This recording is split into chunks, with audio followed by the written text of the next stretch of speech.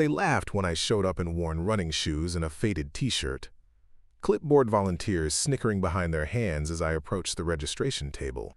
The race director barely looked up from his tablet, dismissing me with a wave of his manicured hand. But when I finally turned around after the humiliation, something caught his eye that made his face go white as the starting line paint. Want to know what changed his entire attitude and earned me a VIP starting position? Before we jump back in, tell us where you're tuning in from. And if this story touches you, make sure you're subscribed, because tomorrow, I've saved something extra special for you. The Pacific Coast Marathon was supposed to be my sister Emma's big moment. She trained for 18 months, logging hundreds of miles along the California coastline, dreaming of crossing that finish line in Monterey Bay. But 3 weeks before race day, a torn ACL during a training run ended her marathon dreams and left me holding her bib number and a promise I wasn't sure I could keep. The morning fog still clung to the coastal hills when I arrived at the Carmel Valley Community Center, the pre-race staging area buzzing with nervous energy and the sharp smell of sports drinks mixed with morning coffee. Runners stretched on every available surface, their sleek technical gear catching the early light filtering through the marine layer. Carbon fiber racing flats, compression sleeves in neon colors, GPS watches that cost more than my monthly rent. I looked down at my own outfit, a $15 t-shirt from a local 5K and running shoes I'd bought on clearance 3 years ago, and felt like an imposter at a costume party. The registration tables formed a neat row along the west wall, each staffed by volunteers wearing matching polo shirts and practiced smiles. I chose the shortest line, clutching Emma's registration confirmation email on my phone and trying to project more confidence than I felt. The volunteer was maybe 22, with perfectly highlighted hair and the kind of tan that came from weekend warrior status rather than actual athletic commitment. "Registration number?" she asked, without looking up from her tablet, fingers already moving to input information that would prove I belonged here. 2,847, I replied, watching her eyebrows furrow as she scrolled through the database. "Emma Catherine Hayes," she read aloud, then looked up at me with the kind of scrutiny usually reserved for suspicious package inspections. "You don't look like an Emma. I'm running in her place. She's injured." The volunteer's expression shifted from confusion to something approaching disdain. "Bib transfers require advance approval through the race director's office. Did you complete the substitution paperwork?" I hadn't known substitution paperwork existed. Emma had just handed me her confirmation email and said the race would honor family substitutions, a policy she'd apparently invented in her pain medication haze. My sister said family transfers were automatic. Your sister was wrong. The volunteer's voice carried the particular satisfaction that comes from delivering disappointing news to someone you've already decided doesn't deserve to be there. Race day substitutions violate our liability insurance. You'll need to register as a new participant if you want to run. Behind me, the line was growing longer, filled with serious-looking athletes checking expensive watches and discussing split times in the technical jargon of people who lived and breathed endurance sports. I could feel their impatience radiating like heat from asphalt, mixed with the kind of judgment that came from seeing someone clearly out of their depth. "What's the registration fee for new participants?" $250, cash or card, but the processing fee brings it to $275. She had delivered this information with the casual indifference of someone who didn't realize she was pricing out 3 days of my grocery budget. I pulled out my phone and opened my banking app, watching my account balance drop to double digits as I calculated whether I could cover registration and still make rent. The math was ugly, but Emma had missed 18 months of training because she'd been deployed overseas, finally making it home just in time to prepare for this race. The least I could do was honor her dream, even if it meant surviving on coffee and determination for the next 2 weeks. "I'll register as a new participant." The volunteer's smile was all politeness and no warmth. "I'll need to see identification and proof of recent medical clearance. Marathon participation requires documentation of physical fitness within the past 6 months. Medical clearance? Standard liability protection. Doctor's note confirming you're medically cleared for endurance activities.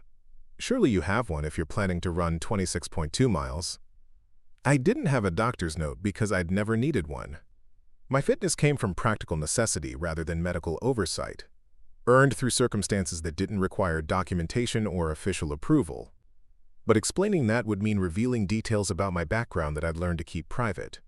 Can I speak to the race director about an exemption? The volunteer exchanged glances with her colleague at the neighboring table, a look that clearly communicated their shared opinion about people who showed up unprepared and expected special treatment. Mr. Richardson is busy with elite athlete coordination. He doesn't have time for individual consultations about basic requirements. Where can I find him? She pointed toward a cluster of tables near the far wall, where several people in official race shirts were examining timing equipment and discussing logistics with the intensity of military strategists. The man in the navy blazer with Richardson Marathon Productions embroidered on the pocket. But he's not going to waive medical clearance requirements for walk-in registrations. I left the registration line and walked toward the race director's area, passing groups of runners who looked like they'd stepped out of fitness magazines. Their conversations revolved around training periodization, nutritional timing, and race strategies that involved precise pacing calculations. I caught fragments about altitude training camps, custom orthotics, and coaches whose hourly rates exceeded my daily income. Derek Richardson was exactly what central casting would order for a successful race director. Mid-50s, silver hair styled with the kind of precision that required professional maintenance, wearing a blazer that probably cost more than my car payment. He stood at the center of a circle of assistants, reviewing runner lists on a tablet while simultaneously coordinating with timing chip technicians. "Mr. Richardson?" I approached the group with the kind of careful respect reserved for people who clearly considered their time more valuable than mine. He looked up with the practiced patience of someone accustomed to handling minor disruptions. "If this is about registration issues, please see our volunteers at the front tables. They handle all standard inquiries. I need to discuss a family substitution situation. My sister Emma Hayes was registered, but she's injured and can't run. I'd like to take her place." Richardson's expression shifted to something approaching annoyance. Family substitutions require advance approval and medical documentation. Race day changes violate our insurance protocols. I understand the policy, but this is an unusual circumstance. My sister trained for 18 months for this race. She's been looking forward to it since she returned from deployment. Deployment? One of his assistants, a woman with clipboard authority and the bearing of someone who'd spent years managing logistics, looked up with sudden interest. Military deployment. She's been overseas for the past 2 years, finally made it home in time to train for this marathon. Richardson's expression softened slightly, but not enough to suggest policy flexibility. I appreciate your sister's service, but exceptions to safety requirements put the entire event at liability risk. If something happened to an uncleared participant, the legal consequences could shut down future races. What if I could provide alternative documentation of fitness? What kind of alternative documentation? I hesitated, aware that my next words would either open a door or permanently close it. Military fitness records. Physical readiness evaluations that exceed civilian medical clearance standards. Richardson's assistant stepped closer, her expression sharpening with professional interest. "You're military as well?" "I serve." The simple phrase carried weight in circles where people understood the difference between serving and having served, between active duty and veteran status, between deployments that made the evening news and ones that never officially happened. "Branch?" Richardson asked, his tone shifting from dismissive to cautiously respectful. "Army. Current duty status?" "Active." I reached into my wallet and pulled out my military identification, the plastic card that served as passport, credentials, and explanation for lifestyle choices that civilians often found difficult to understand. Richardson examined the ID with the careful attention of someone who'd learned to spot forgeries and understood the significance of certain designations. His eyebrows rose slightly as he read the information, but his expression remained professionally neutral. "This shows you're stationed at Fort Hunter Liggett." He looked up with something approaching respect. "That's what, 40 miles inland? You drove over this morning?" "I'm on liberty for the weekend. My sister means a lot to me." The assistant leaned in to examine my ID as well, her expression shifting as she processed the information. "Your rank designation shows you're not exactly entry-level military." "I've been in for a while." Richardson handed back my identification, his demeanor noticeably more professional. "Military fitness standards are generally acceptable for our insurance requirements, but I'd need to see current PT test scores." I pulled out my phone and navigated to the Army Fitness app, showing him my most recent physical fitness test results. The scores were well above minimum standards, reflecting the kind of conditioning that came from operational requirements rather than recreational fitness goals. "These are impressive," he acknowledged, scrolling through the data. "When was your last test?" "6 weeks ago." "And you're confident you can complete a marathon distance?" I was confident I could complete whatever distance was required, but explaining why would mean discussing training that didn't appear in official records and experiences that were classified at levels these civilians would never be cleared to understand. "Yes, sir, I'm confident." Richardson's assistant whispered something in his ear, pointing to a section of my fitness record that seemed to carry particular significance. His expression grew more thoughtful as he considered information I couldn't see from my angle. "Ms. Hayes," he said finally, using the formal address that suggested a decision had been reached. "While your fitness documentation meets our insurance requirements, late registration still requires the full fee and places you in the final starting corral. That means beginning the race behind 3,000 other runners. I understand. The back corral start could add 15 to 20 minutes to your finishing time just from crowding at narrow sections of the course. That's acceptable." Richardson studied my face with the kind of assessment that suggested he was measuring something beyond physical capability. "What's your expected finishing time?" I'd never run a marathon before, but I'd covered similar distances under circumstances that made road racing seem like recreational therapy. "I'm not running for time. I'm running to honor my sister's commitment." "That's admirable, but this is a competitive event. Participants who can't maintain reasonable pace create safety hazards for serious athletes. The course has cutoff times at various checkpoints." "What are the cutoff requirements?" 4.5 hours for the full distance. That's approximately 10.5 miles average pace. I did the mental calculation quickly. 10 and a. Preparing and narrating this story took us a lot of time, so if you are enjoying it, subscribe to our channel. It means a lot to us. Now back to the story. Half-minute miles was a comfortable jogging pace, the kind of speed I maintained during easy recovery runs between more demanding training sessions. "That won't be a problem." One of Richardson's other assistants, a young man with the eager efficiency of recent college graduation, approached with a tablet showing real-time registration data. "Sir, we're at capacity for the general population corrals. Any additional registrations would need to go into the overflow wave." "What's the overflow wave?" I asked. Richardson's expression suggested this was information he'd rather not share. "Participants who register after official capacity closure begin 30 minutes after the main race start. It's designed for casual runners who primarily want the experience rather than competitive finishing times. 30 minutes behind the main field would mean running most of the course alone, finishing long after the serious athletes had claimed their medals and started their post-race celebrations."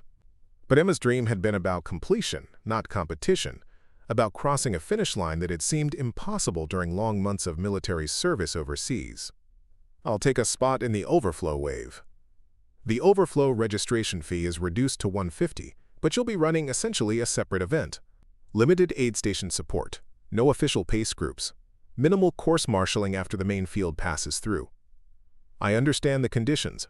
Richardson nodded to his assistant, who began preparing registration paperwork with the brisk efficiency of someone accustomed to processing unusual requests. "We'll need payment, signature on liability waivers, and emergency contact information." I provided the required information, watching my bank balance drop to levels that would require careful budgeting for the next several weeks. But as I signed the final waiver, releasing the race organization from responsibility for injuries, accidents, or medical emergencies that might occur during my participation, I felt something settle into place. A sense of purpose that had nothing to do with athletic achievement and everything to do with honoring promises made to people who mattered. "Your race bib is 4,247, the assistant said, handing me a paper number along with timing chip and safety pins. "The overflow wave begins at 7:30 a.m., 30 minutes after the elite and general population start. Report to the far right side of the starting area. Thank you." Richardson was already turning his attention back to elite athlete coordination, but he paused long enough to offer what might have been encouragement. "Good luck, Ms. Hayes. I hope you find what you're looking for out there." What I was looking for was a way to honor my sister's dreams and prove to myself that some commitments transcended personal comfort or financial convenience. But as I walked away from the registration tables, pinning my race bib to the faded t-shirt that marked me as clearly different from the technical gear surrounding me, I had no idea that the real test wasn't going to be the 26 miles of coastal roads ahead. It was going to be the assumptions people made about who deserved to be there and what qualifications mattered when it came to crossing finish lines that seemed impossible to reach. The staging area was filling with runners now, their pre-race energy creating a buzz of anticipation that mixed nervous excitement with competitive determination. I found an empty section of wall and began my warm-up routine, simple movements that prepared my body for the challenge ahead while my mind processed the morning's events. Emma would have loved this atmosphere, the shared purpose and individual challenge that defined endurance events. She'd talked about it during our phone calls from overseas, describing marathon running as the closest civilian equivalent to military missions. Clear objectives, measurable progress, success determined by personal commitment rather than external circumstances. But as I stretched and watched the runners around me, I realized that earning the right to participate had been only the first challenge. The real test was going to be proving that someone who didn't look the part could still cross the finish line with the same dignity and determination as the athletes who'd spent thousands of dollars on equipment and training programs. The morning fog was beginning to lift, revealing glimpses of the coastal hills that would frame the marathon course. In 2 hours, I'd be running through some of the most beautiful scenery in California, following roads that wound between redwood groves and oceanside cliffs. But first, I had to survive the judgment of people who'd already decided I didn't belong there, and find a way to honor my sister's dream without compromising the standards that had brought me this far. The overflow wave was going to be more than just a delayed start time. It was going to be a test of everything I had learned about perseverance, dignity, and the difference between proving yourself to others and proving yourself to yourself. The real problem started when I made the mistake of using the elite athlete porta potties 40 minutes before race start. I hadn't realized they were designated for specific runner categories, marked only by small signs that blended into the morning chaos. By the time I noticed the sub-elite athletes only placard, I was already inside, and the damage was done. "Excuse me, those facilities are reserved." The voice belonged to a woman in pristine running attire, her outfit coordinated in shades of navy and silver that probably cost more than my monthly utilities. She stood outside the portable facility with 2 other runners, all wearing the kind of technical gear that screamed serious athlete. Their race bibs were in the low hundreds, indicating elite wave starting positions. "Sorry, I didn't realize," I said, stepping out and latching the door behind me. "I'm new to this level of event." "Obviously." The second woman looked me up and down with the kind of assessment usually reserved for expired produce. "The general population facilities are over there." She pointed toward a cluster of porta potties near the parking area, where a line of at least 50 people waited in the growing morning heat. "Those are for people running in the actual race," the third woman added, her tone suggesting I might not qualify for that category. "Not spectators or volunteers." I held up my race bib, the number 4247, clearly visible against my faded t-shirt. "I'm registered. Overflow wave." The 3 women exchanged glances that communicated volumes about their opinion of overflow wave participants. The first woman, whose bib read Sarah Chen, Elite Wave, stepped closer with the confidence of someone accustomed to being the authority in athletic situations. "Overflow wave isn't really running the same race," she said with practiced condescension. "You start 30 minutes later, have different support, different timing systems. It's more of a fun run that happens to use the same course. The distance is the same, 26.2 miles. Distance isn't everything. Pacing, competition, race conditions, elite field dynamics. Those create the actual marathon experience. What you're doing is more like a long training run, with organized aid stations." Sarah's companion, a tall blonde woman whose race number indicated serious competitive credentials, nodded in agreement. "No offense, but marathon running has standards. Elite qualification times, Boston qualifying standards, age group competition rankings. The overflow wave exists for people who want to say they ran a marathon without actually earning the experience." I felt my jaw tighten, but kept my voice level. "What makes someone earn the experience?" "Training history, competitive background, demonstrated fitness levels," Sarah replied, listing qualifications like a resume requirements checklist. "Most of us have been running competitively for years. Sub-3-hour marathon times, age group podium finishes, coach-directed training programs. We've put in the work to deserve elite wave placement. The third woman, whose perfectly maintained gear suggested significant financial investment in her running career, pulled out her phone and began scrolling through what appeared to be a running app. "What's your marathon PR?" "This is my first marathon." The silence that followed felt like a physical weight. 3 pairs of eyes examined me with the kind of disbelief usually reserved for obvious lies or impossible claims. "Your first marathon, and you registered for Pacific Coast?" Sarah's voice carried a mixture of amazement and concern. "This is one of the most challenging courses on the West Coast. The elevation changes alone eliminate half the field before mile 20. I'm aware of the course profile. Are you?" The blonde woman showed me her phone screen, displaying elevation charts and split time analysis. "Look at these climbs. Mile 8 through 14 averages 6% grade. Mile 18 has a sustained climb that breaks even experienced runners. The coastal winds after mile 20 can add minutes to your finishing time." I've reviewed the course information. "Reviewing and experiencing are completely different things," Sarah said, her tone shifting from condescension to something approaching maternal concern. "Most first-time marathoners choose flat, fast courses with optimal weather conditions. This race has ended the running careers of people with years of experience." The conversation was drawing attention from other runners in the elite staging area. I could see groups of athletes glancing over with expressions ranging from curiosity to amusement. Word was spreading through the pre-race crowd that someone clearly unprepared was attempting to run their challenging course. "Maybe you should consider dropping down to the half marathon," the third woman suggested. "It covers some of the same scenic areas but eliminates the technical sections that cause problems for inexperienced runners." "I'm registered for the full distance." "Registration doesn't equal capability," Sarah replied. "The race directors allow overflow wave participation for liability reasons, not because those runners are actually prepared for marathon distance. It's a business decision, not an athletic one."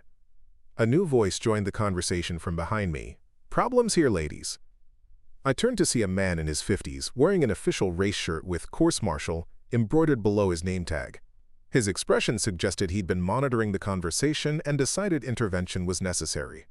"Just discussing race preparation with a first-time marathoner," Sarah said smoothly. "Sharing some friendly advice about course challenges."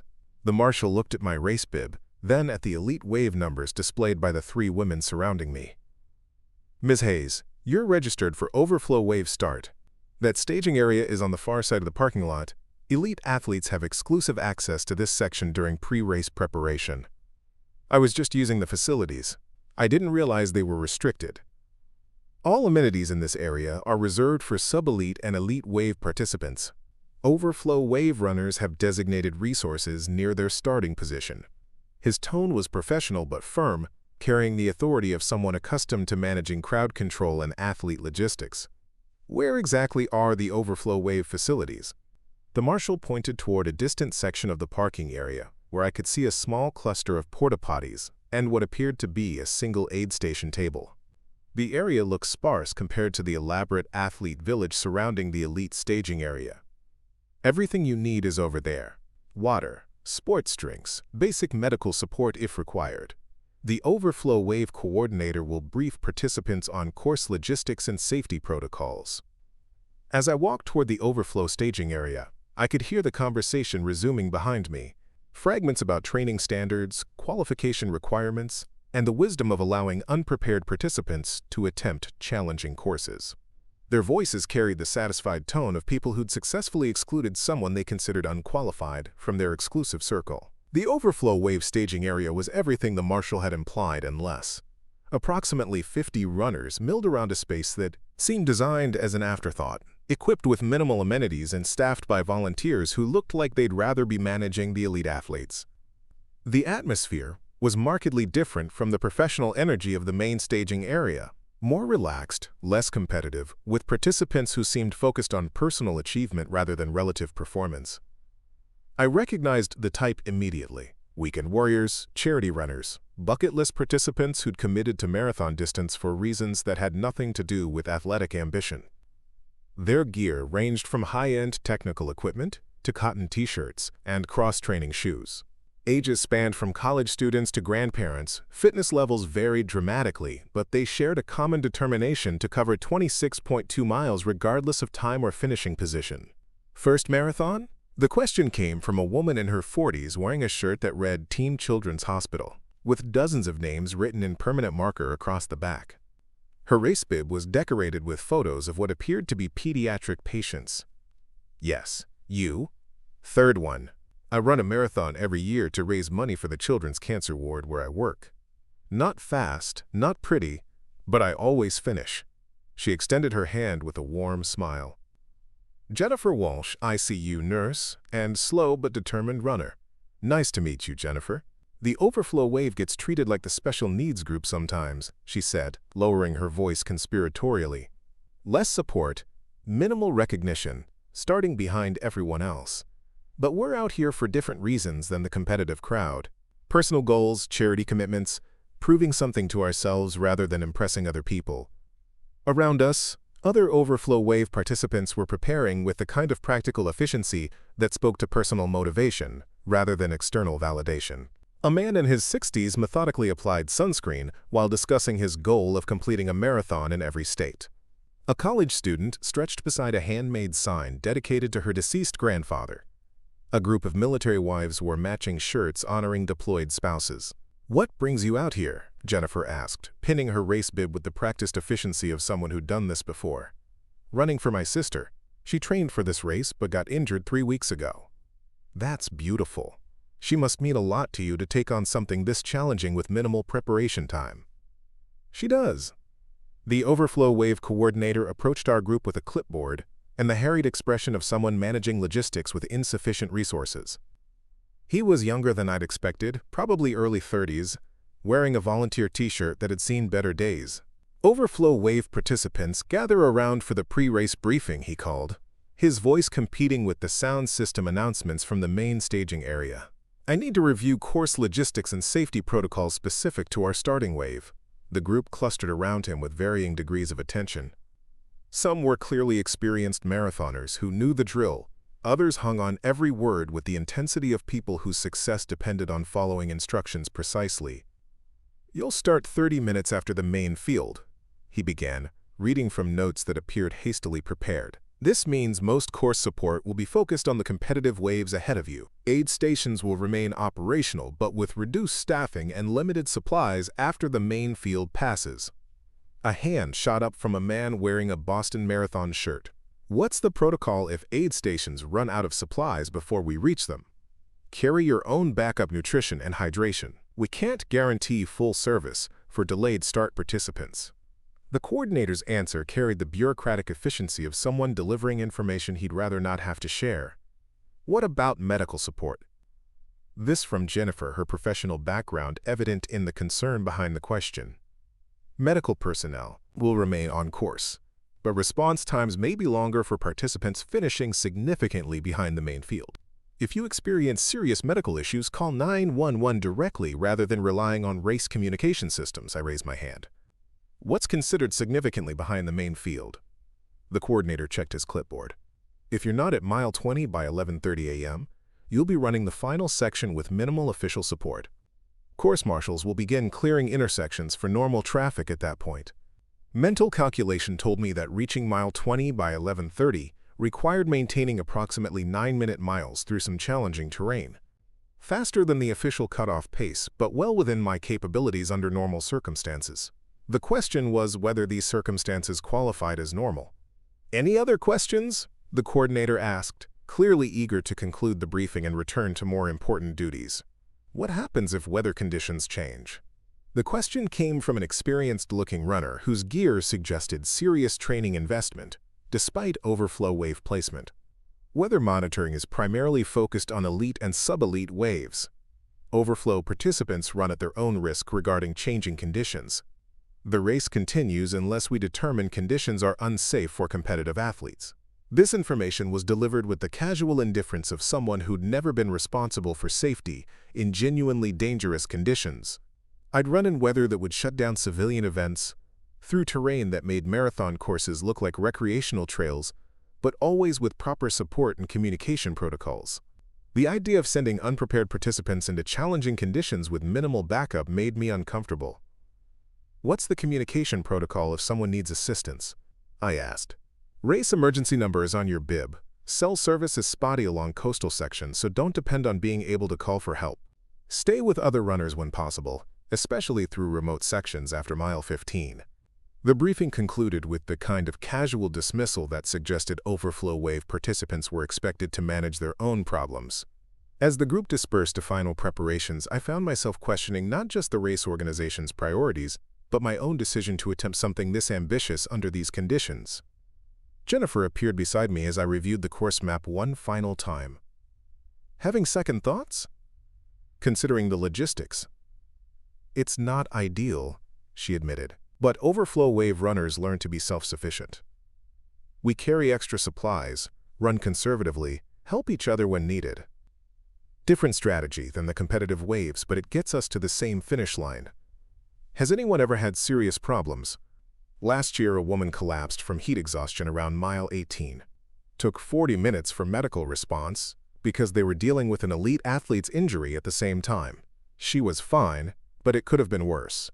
This information should have been reassuring, but instead highlighted the gap between official safety protocols and actual support available to overflow participants. We were paying registration fees for a race experience that included significantly reduced safety margins compared to competitive waves. You're reconsidering, Jennifer observed, reading my expression with the accuracy of someone trained to assess patient conditions. I'm calculating risk versus commitment. What would your sister want you to do? The question cut through my operational analysis and reached the emotional core of why I was standing in a parking lot at 6:30 in the morning, preparing to run 26 miles through challenging terrain with minimal support. Emma had trained for 18 months while deployed overseas, running on treadmills in desert heat and dreaming of coastal roads she'd never seen. She'd earned this race through sacrifice and determination that went far beyond athletic achievement. She'd want me to finish what she started. Then that's what you'd do. Everything else is just logistics. Around us, the overflow wave was making final preparations, with the practical efficiency of people accustomed to managing challenges with limited resources. They carried extra water, backup nutrition, first aid supplies, emergency contact information. They studied course maps, discussed pacing strategies, shared phone numbers for post-race coordination. They prepared like people who knew they'd be largely responsible for their own success or failure. The main staging area announcements were growing more frequent, indicating approaching start time for elite and competitive waves. In 20 minutes, the race would begin for participants who'd earned front-row starting positions through demonstrated performance and qualifying times. In 50 minutes, we'd begin our own version of the same challenge, carrying Emma's dreams and my determination into coastal hills that didn't care about registration fees or starting wave assignments. But first, I had to survive 10 more minutes of preparation while fighting the growing certainty that some challenges were designed to be faced alone, regardless of how many people surrounded you at the starting line. The moment that changed everything happened 15 minutes before our delayed start time, when my phone rang with a call I couldn't ignore. The ringtone was different from my civilian notifications, a specific pattern that indicated secure military communication requiring immediate response regardless of circumstances. "Hayes," I answered, stepping away from the overflow staging area for privacy that military protocol demanded. "Commander, this is Colonel Martinez from Pentagon Special Operations Liaison. We have an urgent situation requiring your immediate consultation." The voice was crisp, professional, carrying the weight of authority that transcended civilian race schedules and personal commitments. "Sir, I'm currently on approved liberty. Is this regarding active operations?" "Negative on active ops, but we have a developing situation with international implications. Defense Secretary Williams specifically requested your input on strategic assessment protocols. How quickly can you be available for secure conference?" I looked around the staging area where overflow wave participants were making final preparations, then at my phone showing 7:15 a.m. The overflow wave started in 15 minutes, representing 18 months of Emma's dreams and a promise I'd committed to honor regardless of personal cost. "Sir, I need approximately 4 hours to complete a prior commitment. Can the consultation be delayed until 1,200 hours?" 4 hours? Colonel Martinez's voice carried the surprise of someone unaccustomed to having timeline requests declined by junior officers. "Commander, this is priority communication from the Secretary of Defense level." "Understood, sir. I'm participating in a marathon event to honor a commitment to my sister, who was injured during training after returning from deployment. The distance can be completed in approximately 4 hours, given current conditions. You're running a marathon? On Liberty Weekend? Yes, sir. My sister Emma spent 18 months preparing for this race while deployed overseas. She was injured 3 weeks ago and asked me to run in her place. There was a pause on the secure line, the kind of silence that indicated information was being processed and decisions were being made at levels above my security clearance. I could hear background conversations, multiple voices discussing something that clearly involved my immediate availability. Commander Hayes. A new voice came on the line, older, carrying the unmistakable authority of someone accustomed to making decisions that affected national security. This is Secretary Williams. I understand you're honoring a commitment to your sister who served overseas. Yes, sir, Mr. Secretary. What's your sister's service record? 2 deployments, Afghanistan and classified location. Medical, evacuation following IED incident, currently recovering from training injury sustained while preparing for this athletic event. And you're running 26 miles to honor her commitment to civilian athletic participation?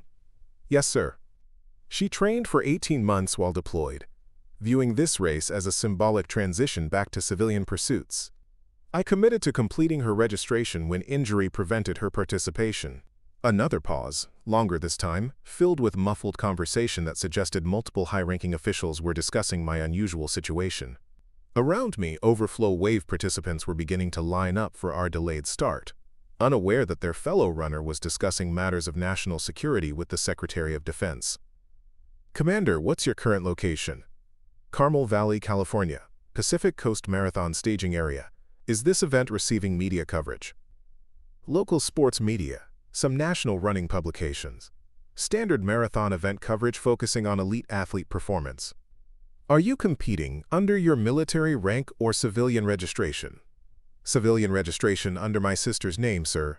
No military identification or official representation. Understood. Complete your sister's race, Commander. That's an order. The consultation can wait until you've honored your commitment to family service. But I want a full debrief on your experience with civilian athletic event management and security protocols. Sir? We're always evaluating how military personnel integrate with civilian activities during liberty periods. Your assessment of event organization, security measures, and civilian-military interaction could provide valuable insights for policy development. The line went dead with the abruptness typical of secure military communications, leaving me staring at my phone while processing the surreal experience of receiving direct orders from the Secretary of Defense to run a marathon in honor of my sister's athletic dreams. But as I turned back toward the staging area, I realized the conversation hadn't been as private as I'd intended. Derek Richardson, the race director who'd processed my registration, was standing 10 feet away with an expression that suggested he'd heard enough to understand that his assumptions about overflow wave participant backgrounds had been dramatically incomplete. "Excuse me," he said, approaching with the careful respect of someone who'd just realized they might have made a significant error in judgment. "I couldn't help overhearing part of your conversation. Did someone just address you as Commander?" I looked at him for a long moment, weighing operational security requirements against the reality that my cover, as a casual civilian runner, had been compromised by circumstances beyond my control. Yes. Commander as in military rank? Yes. Richardson's expression shifted through several stages of recognition and concern. What branch? Army. Current active duty status? Yes. He pulled out his phone and made a quick call, speaking quietly but urgently to someone who was clearly in a position of authority. While he talked, I watched the overflow wave participants lining up for our delayed start, their enthusiasm undimmed by minimal support and reduced race amenities. "Ma'am," Richardson said, ending his call and approaching with markedly different body language. "I need to ask you some questions about your registration status." "What kind of questions?" "Your military identification shows a rank that typically requires security clearance levels above standard civilian background checks. When you registered as a substitute for your sister, did you provide complete service information?" "I provided the information requested for civilian athletic event participation." "But not your complete military background?" "That wasn't requested, and much of it is classified at levels that civilian event organizers wouldn't be cleared to access." Richardson's face had gone pale as he processed the implications of what I was telling him. What's your actual rank and assignment? I'm not authorized to discuss assignment details with civilian personnel who lack appropriate security clearance. But you can confirm your rank? Commander, United States Army. The words hit him like a physical blow. He stared at me for several seconds, clearly running mental calculations about the significance of having an active-duty Army commander participating in his race under civilian registration. Starting in the overflow wave with minimal support, treated like an inexperienced amateur by volunteers and elite athletes who had no idea what they were dealing with. Ma'am, there's been a serious error in your race placement. Officers of your rank should never have been assigned to overflow wave start. I registered as a civilian substitute runner. Overflow wave was the only available option. That's not acceptable. Military officers above certain rank thresholds receive automatic VIP accommodation at sanctioned athletic events. It's part of our federal partnership agreements with Department of Defense athletic programs. Richardson was already walking toward the elite staging area, gesturing for me to follow while simultaneously making phone calls to people who clearly had the authority to make immediate changes to race logistics. I could hear fragments of his conversation about protocol violations, VIP accommodation requirements, and emergency placement adjustments. The transformation in treatment was immediate and dramatic. Richardson approached the elite athlete staging area with the urgency of someone correcting a potentially career-ending mistake, directing his staff to implement changes that would normally require hours of advanced coordination. "Sarah, I need you to coordinate an immediate placement change," he told the same volunteer who'd dismissed me at registration. VIP accommodation, front row starting position, elite athlete amenities access. Sarah looked at me with the same condescending expression she'd worn earlier, clearly not understanding why the race director was making special accommodation for someone she'd categorized as unqualified for serious athletic participation. "Sir, this is the overflow wave participant who was using elite facilities without authorization earlier. She doesn't have qualifying times for VIP placement." "Miss Chen," Richardson said, his voice carrying the kind of authority that suggested careers could be affected by how this conversation proceeded. "You're looking at an active-duty Army commander who's been participating in our event under civilian registration to honor her sister's service commitment. She outranks most of the base commanders at military installations that sponsor our corporate partnerships." The color drained from Sarah's face as she realized the implications of her earlier treatment of someone whose military rank carried authority she'd never encountered in civilian athletic circles. Around us, other elite wave participants were beginning to take notice of the commotion, their pre-race preparation interrupted by what appeared to be a significant protocol situation. "Ma'am, I sincerely apologize," Sarah stammered, her previous confidence evaporating as she understood the magnitude of her error. "I had no idea about your service background." "You had no idea because you made assumptions based on appearance and registration category rather than asking questions about qualifications," I replied evenly. Richardson's assistant approached with a new race bib showing number 007, indicating VIP elite wave placement typically reserved for sponsored athletes and special guests. "Commander Hayes, this is your corrected race number. Front row starting position, full elite athlete support, priority aid station service." "That's not necessary. I can complete the race from overflow wave position." "Ma'am, it's not about necessity. It's about appropriate recognition of your service and rank. Military personnel of your level receive standard VIP accommodation at any event that contracts with federal agencies." The elite staging area was buzzing now with conversations about the race director's unusual intervention and the identity of the runner who'd been upgraded from overflow to VIP status in unprecedented fashion. I could see Sarah Chen and her companions discussing the situation with expressions that ranged from embarrassment to curiosity about what they'd missed in their initial assessment. "Commander Hayes," Richardson said, his tone carrying the formal respect appropriate for addressing military officers, "would you prefer to start with the elite wave in 2 minutes? Or would you rather maintain your original plan to start with the overflow group?" I looked toward the overflow staging area where Jennifer Walsh and other participants were preparing for their delayed start, their determination undimmed by minimal support and reduced amenities. They were running for personal reasons, charity commitments, family honors that had nothing to do with competitive achievement or public recognition. "I'll start with the overflow wave as originally planned. Ma'am, with all due respect, VIP participants don't start in overflow waves. It creates liability issues and protocol violations." Then I'll decline VIP status and maintain my original registration. Richardson's expression suggested this wasn't an acceptable solution either. Commander, I can't have an active duty officer of your rank participating without appropriate support and recognition. It violates our federal partnership agreements and creates potential security concerns. The conversation was attracting attention from race officials, elite athletes, and media personnel who sensed something newsworthy developing in the staging area. Cameras were beginning to appear, smartphones recording what appeared to be a developing story about military service and athletic participation. What exactly are you proposing? I asked. VIP starting position with elite wave, full support crew, media recognition of your service and your sister's deployment history. Standard protocol for military personnel above colonel rank participating in sanctioned events. I'm running to honor my sister's commitment, not for media recognition or special treatment. Ma'am, sometimes honoring service requires accepting appropriate recognition rather than insisting on anonymity. Around us, the elite wave was preparing for their 7 a.m. start, their focus shifting from pre-race preparation to the ceremonial aspects of competitive athletic events.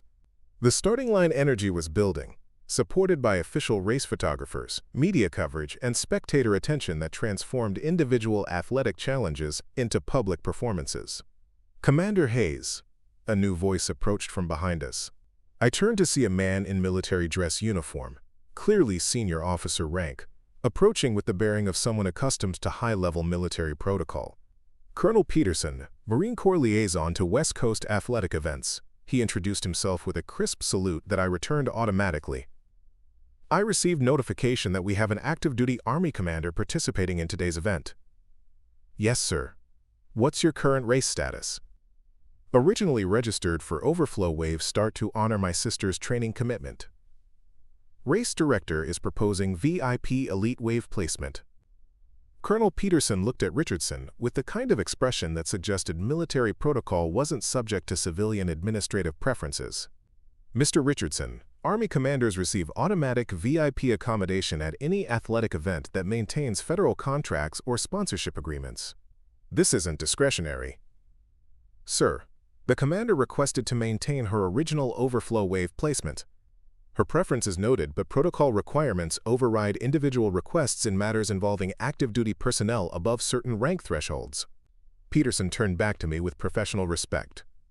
Commander, you'll start with the elite wave in VIP position. That's not a request. The conversation was settled with military efficiency that brooked no further discussion. Within minutes, I found myself at the front of the starting line, wearing race number 007, and surrounded by elite athletes whose qualifying times and competitive achievements had earned them positions I'd received through service rank rather than athletic performance. Sarah Chin approached with obvious discomfort, her earlier condescension replaced by formal courtesy that felt rehearsed and hollow. Commander Hayes, I wanted to apologize again for my earlier comments. I had no idea about your service record. What would have been different if you'd known? The question caught her off guard, forcing her to consider whether her treatment of people should depend on their background credentials rather than basic human dignity. I would have been more respectful. Everyone deserves respect regardless of their credentials, Sarah. That's something to remember beyond this race. The elite wave was called to starting positions with the ceremonial fanfare that marked premier athletic events. National anthem, ceremonial gun, media coverage, and spectator attention that transformed individual athletic challenges into public performances, celebrating human achievement and competitive excellence. But as I stood at the front of the starting line, wearing a VIP race number I hadn't earned through athletic achievement, I realized the real race wasn't going to be the 26 miles through coastal hills.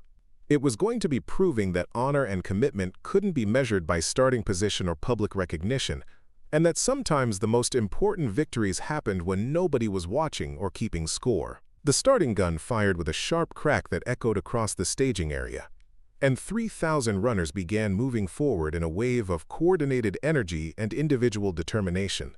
I maintained easy pace at the front of the elite field, my objectives unchanged by VIP placement or special recognition. I was running for Emma, for her 18 months of overseas training and dreams of coastal roads she'd never seen. Everything else was just logistics and ceremony that had nothing to do with crossing the finish line with dignity intact and promises honored. But as we left the staging area and headed toward the first coastal hills, I couldn't shake the feeling that some lessons about judgment and assumptions were about to be learned by people who'd never expected their casual condescension to be witnessed by someone whose service record included experiences they'd never be cleared to understand. 26 miles was a long way to think about the difference between earning respect and demanding it, between proving yourself to others and proving yourself to yourself, and between the recognition that came from public ceremony and the satisfaction that came from private commitment honored, regardless of audience or applause. The first 10 miles passed in a blur of coastal scenery and careful pacing, my position at the front of the elite field providing an unobstructed view of terrain that Emma had dreamed about during long months overseas. Rolling hills covered in morning fog, glimpses of Pacific Ocean through redwood groves, and the kind of natural beauty that made endurance challenges feel like moving meditation rather than athletic suffering. But the real story was happening behind me, where word was spreading through the field about the runner in position 007 who'd started the race in the overflow wave and somehow earned VIP elite placement through circumstances that grew more dramatic with each retelling. By mile 5, I could hear fragments of conversation from other runners speculating about my background, my qualifications, and the unusual protocol situation that had resulted in front-row starting privileges. The aid station at mile 8 provided the first real test of VIP treatment versus personal objectives. Elite athlete support included dedicated volunteers, premium sports drinks, and priority service that eliminated waiting time. But as I approached the station, I noticed the overflow wave runners were just reaching mile 3, their delayed start and slower pace creating a completely different race experience on the same course. Commander Hayes, Special Nutrition Station, called one of the volunteers, recognizing my race number and directing me toward a table stocked with products I'd never seen at civilian athletic events. High-end energy gels, electrolyte supplements that probably cost more than my weekly grocery budget, and personalized hydration mixes prepared according to elite athlete specifications. Standard sports drink is fine, I said, accepting a cup of blue liquid that tasted like artificial fruit and chemical efficiency. Ma'am, VIP athletes receive customized nutrition support. We have your preferred energy profile prepared according to military athletic performance protocols. I looked at the elaborate spread of specialized products, then back at the volunteer who was clearly trying to provide service appropriate for someone of my rank and status. The effort was genuine, but missed the fundamental point of why I was running 26 miles through challenging terrain on a Saturday morning. I appreciate the preparation, but I'm running this race the same way my sister would have run it. Standard course nutrition, standard race experience. The volunteer's expression suggested this was an unusual request from VIP participants, but he handed me a basic energy gel and wished me well with the kind of professional courtesy that military personnel received at federally contracted events.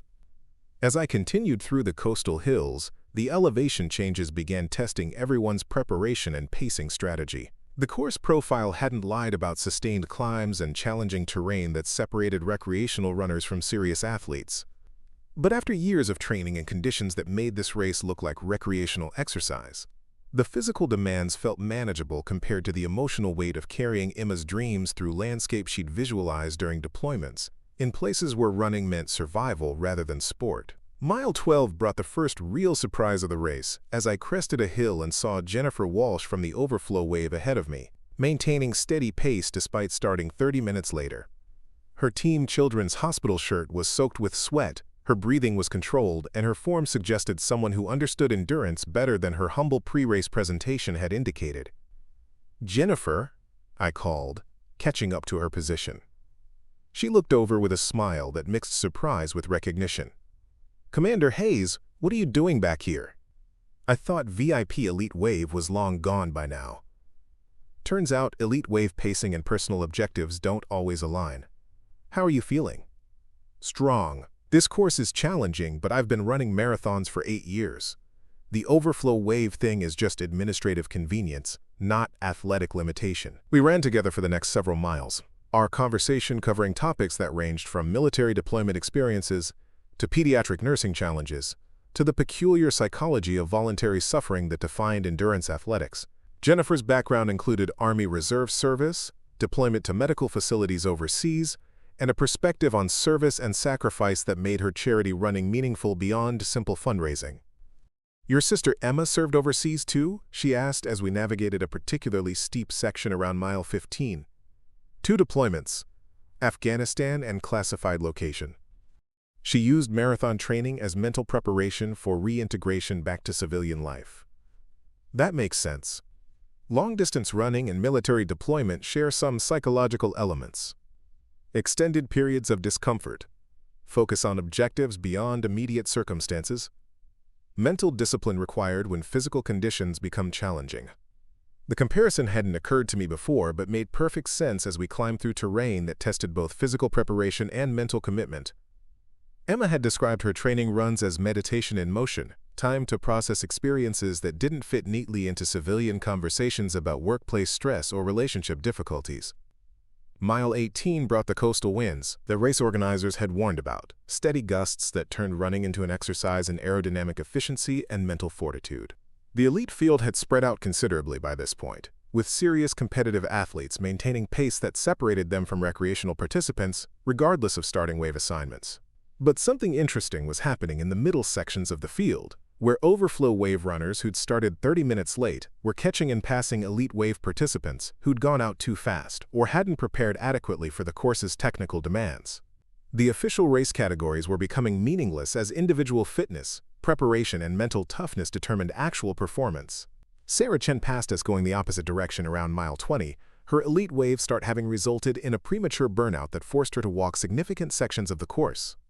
Her earlier confidence about training standards and qualification requirements had been replaced by the humbling reality that race day performance didn't always correlate with pre-race credentials. "Isn't that one of the runners who questioned your qualifications this morning?" Jennifer asked, recognizing the navy and silver outfit that had seemed so impressive during pre-race staging. "Yes. Sometimes the most important lessons happen when nobody's keeping score." The final 6 miles tested everything I'd learned about endurance, commitment, and the difference between proving yourself to others versus proving yourself to yourself. The coastal cliffs were spectacular, the afternoon sun was warm, and the growing crowd of spectators created an atmosphere of celebration that made individual suffering feel like shared achievement. But the real test was internal, measuring my performance against Emma's dreams rather than other runners' times. Focusing on completion rather than competition, honoring a promise that had nothing to do with starting position or race amenities. Jennifer and I crossed the finish line together, our different backgrounds and training histories resulting in nearly identical finishing times that placed us solidly in the middle of the overall field. Not competitive by elite standards, but respectable by any measure of endurance athletics and personal achievement. The post-race celebration was elaborate, with awards ceremonies recognizing age group winners, elite athlete performances, and special categories that highlighted various aspects of marathon achievement. But the moment that mattered most was quiet and private. When I called Emma from the finish line area to tell her that her 18 months of training and dreams of coastal running had been honored exactly as she'd envisioned. "How did it feel?" she asked, her voice carrying the excitement of someone living vicariously through athletic experiences she'd planned but couldn't complete. "Like running through a postcard. Everything you described and better. The coastal sections were incredible. The hills were challenging but manageable, and the finish line felt like completing something bigger than just a race." "What was your time?" 3 hours and 47 minutes. Respectable for a first marathon, especially on a challenging course. "That's faster than my goal time. I was hoping to break 4 hours. The post-race atmosphere included the usual mixture of exhaustion, celebration, and shared camaraderie that defined endurance events. But there was also an undercurrent of conversation about the morning's protocol situation, the runner who'd been upgraded from overflow to VIP status, and the lessons about assumptions and respect that had played out in public view. Derek Richardson found me during the post-race reception, his expression carrying the professional courtesy of someone who'd learned important lessons about event management and participant treatment. "Commander Hayes, I wanted to personally thank you for your patience with our administrative errors this morning." "What errors?" "Allowing you to be placed in overflow wave, permitting inappropriate treatment by volunteers, failing to recognize your service background and rank. We've implemented new protocols to prevent similar situations in future events." "What kind of protocols?" "Enhanced registration screening for military personnel, automatic VIP placement for officers above certain rank thresholds, Staff training on appropriate treatment of service members regardless of apparent background or registration category. I considered his well-intentioned but misguided response to morning events that had revealed more about civilian assumptions than military protocol requirements. Mr. Richardson, the real lesson isn't about special treatment for military personnel. It's about treating everyone with dignity and respect regardless of their background, credentials, or apparent qualifications. Ma'am? Jennifer Walsh, the nurse I ran with today, is an Army Reserve veteran with deployment experience and 8 marathons completed, but she was treated the same dismissive way I was because she chose overflow wave registration. The solution isn't better screening for military personnel, it's better treatment for all participants. Richardson's expression suggested this perspective hadn't occurred to him, despite its obvious relevance to event management and participant satisfaction. His focus on protocol corrections missed the fundamental issue of basic human dignity that transcended military rank or athletic credentials. What would you recommend for future events? Train volunteers to ask questions before making assumptions. Recognize that people participate in athletic events for reasons that don't always correlate with their appearance or registration category. Understand that respect should be automatic, not earned through credentials. The conversation was interrupted by Jennifer's approach, her Team Children's Hospital shirt, now decorated with a finisher medal that represented months of training and thousands of dollars raised for pediatric cancer research. Her satisfaction was evident in the kind of tired smile that came from achieving objectives that mattered beyond personal recognition. "Ready to celebrate?" she asked, holding up a beer that appeared to be the first alcohol she'd consumed in months. "Absolutely." As we walked toward the post-race party, I reflected on the morning's events and their unexpected lessons about judgment, assumptions, and the complex relationship between credentials and character. The race itself had been everything Emma had hoped for, challenging but achievable, scenic beyond description, and meaningful in ways that transcended simple athletic achievement. But the real victory had been quieter and more personal, proving to myself that some commitments were worth honoring regardless of external recognition or official support, and that dignity came from internal standards rather than external validation. The sun was setting over Monterey Bay as the celebration continued, casting golden light across tired runners and proud families who understood that crossing finish lines was about more than athletic performance. It was about keeping promises, honoring commitments, and proving that some challenges were worth accepting even when the outcome was uncertain. Emma's dreams had been realized exactly as she'd envisioned, carried through coastal hills by someone who understood that the most important races were run for reasons that had nothing to do with winning or losing, starting position or finishing time, public recognition or private satisfaction.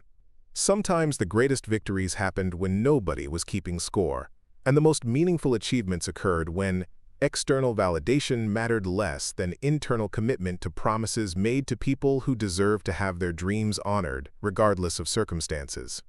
Up next, you've got 2 more standout stories right on your screen. If this one hit the mark, you won't want to pass these up. Just click and check them out.